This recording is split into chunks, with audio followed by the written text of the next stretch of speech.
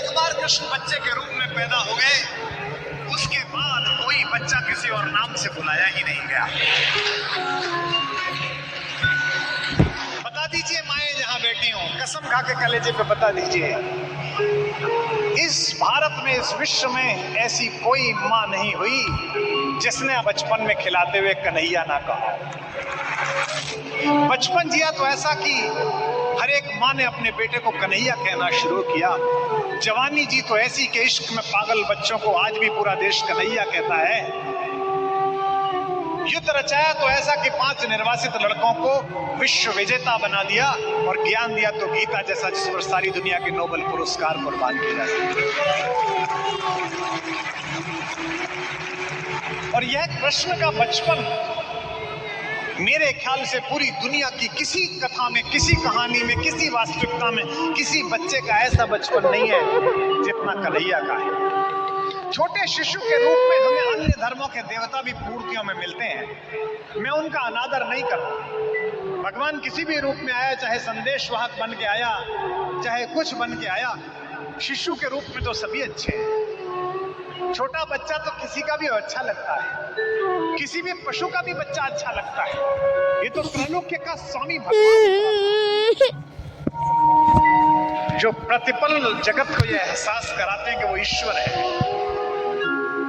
जो बड़े स्वाभिमान के साथ, बड़े अधिकार के साथ कुरुक्षेत्र के मैदान में खड़े होकर अपने मित्र और अपने शिष्य अर्जुन से कहते हैं कि सारी दुनिया का फजीता छोड़, सारी बात छोड़, मेरे पास आ जा, मैं तुझे सबसे मुक्ति दिला दूंगा, क्योंकि जन्म जन्मांतर से मैं ईश्वर हूं। सर्वधर्मान् परित्यज्य मामेकं शरणं व्रज, अहं त्वा सर्व पापेभ्यो मोक्षयिष्यामि मा शुचः। जब एक बार कृष्ण बच्चे के रूप में पैदा हो गए, उसके बाद कोई बच्चा किसी और नाम से बुलाया ही नहीं गया।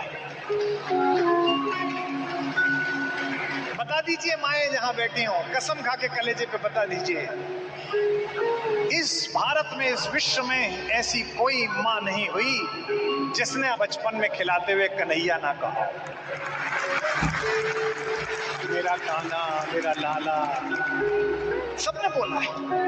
इसीलिए मैं 3 दिन कृष्ण के 3 रूपों पर बोलूंगा। पहला जो उनका लोक रंजक रूप है, पृथ्वी पर आने के बाद जो आनंद राम से छूट गया था, उसे ग्रहण करके और पृथ्वी को लेकर जो पूर्णता कृष्ण ने पाई, उस पर बोलूंगा। उस छोटे कन्हैया पर बोलूंगा जिसका आज जन्मदिन है।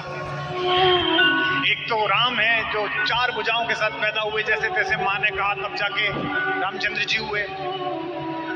एक कृष्ण है जो इतना विराट भी यशोदा की गोदी में इतना छोटा बच्चा बनकर पैदा हुआ। आज से वर्षों पूर्व गंगोत्री में मैंने कहा था कि कृष्ण से बड़ा कोई पूर्ण पुरुष नहीं है। बचपन जिया तो ऐसा कि हर एक माँ ने अपने बेटे को कन्हैया कहना शुरू किया। जवानी जी तो ऐसी कि इश्क में पागल बच्चों को आज भी पूरा देश कन्हैया कहता है। युद्ध रचाया तो ऐसा कि 5 निर्वासित लड़कों को विश्व विजेता बना दिया, और ज्ञान दिया तो गीता जैसा, जिस पर सारी दुनिया के नोबेल पुरस्कार कुर्बान किए जा सकते। और यह कृष्ण का बचपन मेरे ख्याल से पूरी दुनिया की किसी कथा में, किसी कहानी में, किसी वास्तविकता में किसी बच्चे का ऐसा बचपन नहीं है जितना कन्हैया का है। छोटे शिशु के रूप में हमें अन्य धर्मों के देवता भी मूर्तियों में मिलते हैं, मैं उनका अनादर नहीं करता। भगवान किसी भी रूप में आया, चाहे संदेशवाहक बन के आया, चाहे कुछ बन के आया, शिशु के रूप में तो सभी अच्छे हैं। छोटा बच्चा तो किसी का भी अच्छा लगता है, किसी भी पशु का भी बच्चा अच्छा लगता है। ये तो त्रैलोक्य का स्वामी भगवान उतरा था, लेकिन जितना मनहर कन्हैया उतरा, उतना आज तक दुनिया में कोई बच्चा पैदा नहीं हुआ, उतना सुंदर आज तक कोई शिशु पैदा नहीं हुआ। मेरा दिवंगत मित्र देवल मुझे याद आ गया, कवि आज सुनने के लिए आए हैं इतने सारे, कि विश्व को मोहमयी महिमा के असंख्य स्वरूप दिखा गया कान्हा, असंख्य स्वरूप दिखा गया कान्हा, असंख्य स्वरूप दिखा गया कान्हा। विश्व को मोहमयी महिमा के असंख्य स्वरूप दिखा गया कान्हा, असंख्य स्वरूप दिखा गया कान्हा, असंख्य स्वरूप दिखा गया कान्हा। सारथी तो कभी प्रेमी बना, सारथी तो कभी प्रेमी बना, तो कभी गुरु धर्म निभा गया कान्हा। गुरु धर्म निभा गया कान्हा, कभी गुरु धर्म निभा गया कान्हा। रूप विराट धरा तो धरा तो धरा, हर लोक पे छा गया कान्हा धरा। लोक पे छा गया कान्हा धरा, हर लोक पे छा गया कान्हा। रूप विराट धरा तो धरा तो धरा, हर लोक पे छा गया कान्हा धरा। हर लोक पे छा गया कान्हा धरा, हर लोक पे छा गया कान्हा। रूप किया लघु तो इतना, रूप किया लघु तो इतना कि यशोदा की गोद में आ गया कान्हा। यशोदा की गोद में आ गया कान्हा, यशोदा की गोद में आ गया कान्हा। यशोदा की गोद में आ गया कान्हा, यशोदा की गोद में आ गया कान्हा। किसी ने ईश्वर ऐसा पहले कभी नहीं देखा था, जो इतना छोटा होकर एक माँ की गोद में आ जाए, और माँ भी कैसी, जो पालने वाली माँ है। जन्म देवकी ने दिया है, लेकिन सुख यशोदा को मिला है। क्यों? इस परिसर में किसी को पता है? जब कृष्ण 14 वर्ष के हो गए तब कंस को पराजित किया उन्होंने। पराजित किया तो देवकी ने उनसे शिकायत की। देवकी ने कहा, मेरे लाल तू तो ईश्वर था, तू तो परमात्मा था, अपने माँ और पिता को या मुझे अपनी माँ से तू 14 साल लग रहा, तूने मुझे बंद रखवाया, पहले क्यों नहीं आया? तो मुस्कुराते हुए मुरलीधरन ने कहा, माँ हिसाब बराबर हुआ, पिछली बार तूने मुझे 14 साल के लिए बाहर निकाल दिया था, इस बार मैं तुझसे 14 साल के लिए बाहर।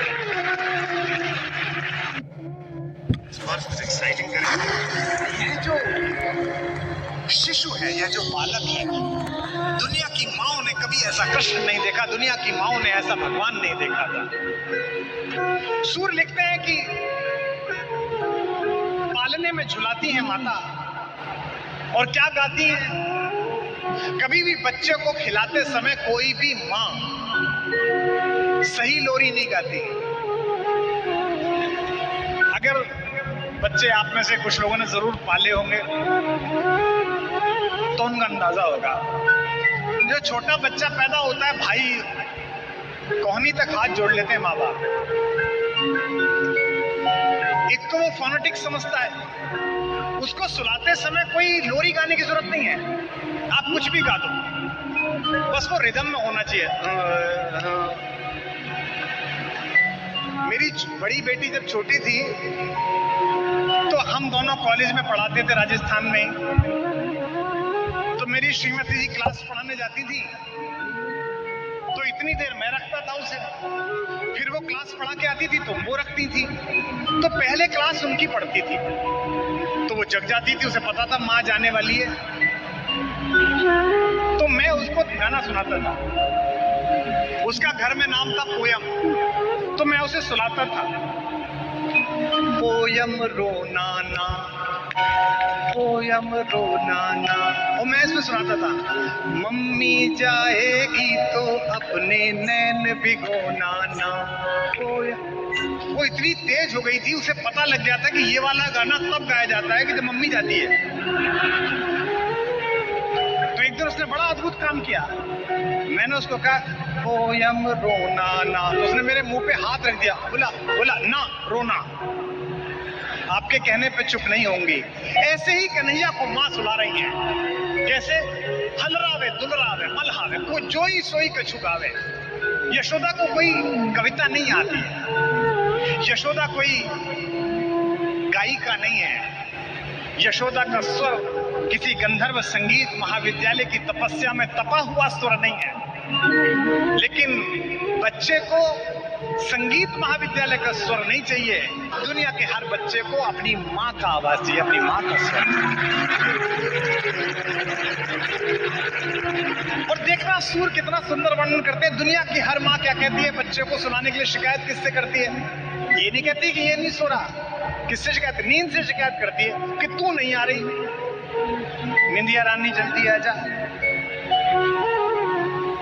उससे कहती है सूर ने कितना सुंदर वर्णन करा है। यशोदा हरि पालने झुलावे। सूरदास गाते हैं, यशोदा हरि पालने झुलावे, यशोदा हरि पालने, झुलावे, यशोदा हरि पालने में झुलावे, यशोदा हरि पालने में झुलावे, अलरावे दुलरावे मनावे,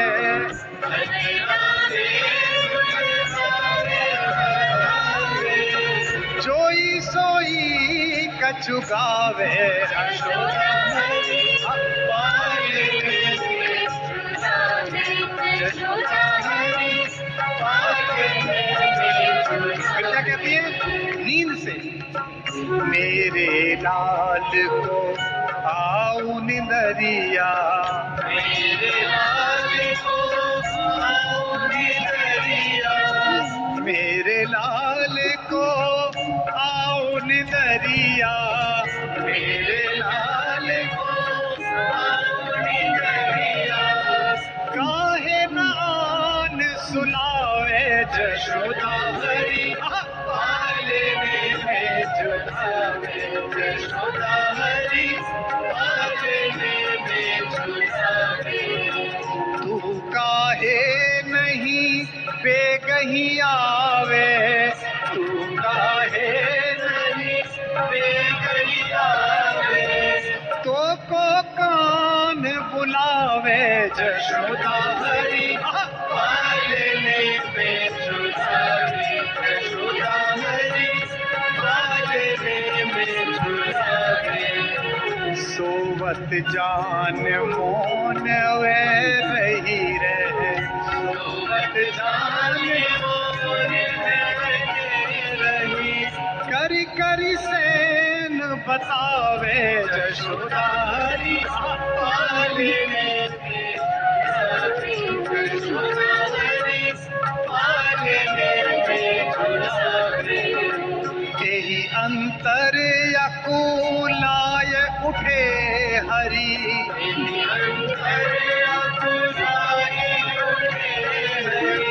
जसुमति मधुर गावे, यशोदा हरि पालने चलाइए, यशोदा हरि पालने में झुलावे।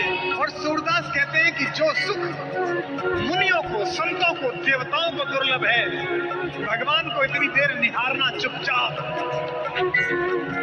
ईश्वर से आंख मिलाना भी कितना मुश्किल होता होगा।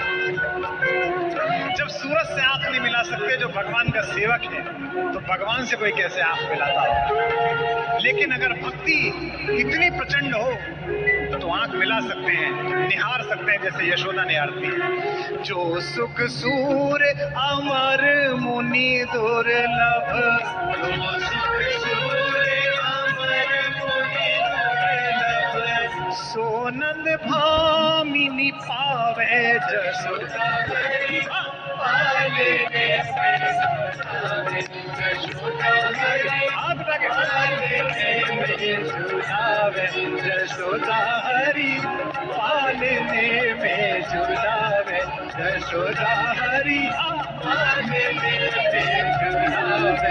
यशोदा हरि पालने में झुलावे। बोल बांके बिहारी लाल। राम के बचपन की कहानी नहीं है, पूरी राम कथा पढ़ लीजिए, 15-20 छंद मिलेंगे राम की कहानी। अयोध्या के राजा के आंगन में टहलते हुए, घुटनों के बल चलते हुए 2-3 छंद मिलेंगे। और कृष्ण, बचपन ही बचपन, ये हो गया वो हो गया। ये एक कार्टून कैरेक्टर आया था पालक खाने वाला, क्या नाम था उसका? पोपोय। वो पालक खाता था और उसमें बड़ी शक्ति आ गई, तो सारी माएं अपने बच्चों को पालक खिलाती थी कि देखो पोपाय जैसे बन जाओगे। होता है ना। अब कन्हैया भी ऐसे ही करता है, तो दूध नहीं पीता। अच्छा, जिनके दूध हो रहा है, घर ही हीरो का है, नंद बाबा तो 80,000 गाय, तो घर में दूध है, शुद्ध दूध है। सिलिकॉन वैली के सारे फाउंडर्स लाइन लगा के इस डिग्री में।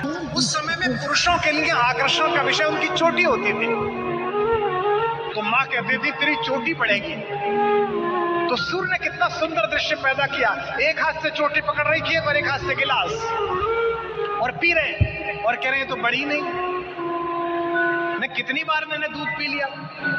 मैया कबहू बढ़ेगी चोटी, मैया कबहू बढ़ेगी चोटी, मैया कबहू बढ़ेगी चोटी, मैया कबहू बढ़ेगी चोटी।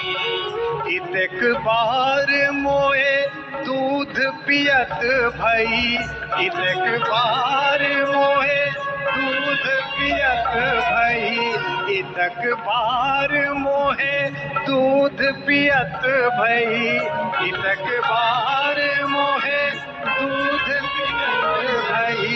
यह अबहू है छोटी, ओ मैया मेरी कबहू बढ़ेगी चोटी, ओ माई मेरी कबहू बढ़ेगी। ये जो ऐसा बच्चा है ये इससे पहले विश्व ने नहीं देखा था। कृष्ण की बचपन की इतनी कहानियां मुझे लगता है कि जो बचपन राम न जी पाए उसे जीने के लिए वो कृष्ण के रूप में वापस आ रहा है। राम और कृष्ण में एक अंतर और है। राम स्वयं युद्ध लड़ रहे हैं, लेकिन कृष्ण युद्ध लड़ा रहे हैं। राम को षड्यंत्रों ने घर से निकाल दिया और कृष्ण ने षड्यंत्रों को अपने घर से निकाल दिया।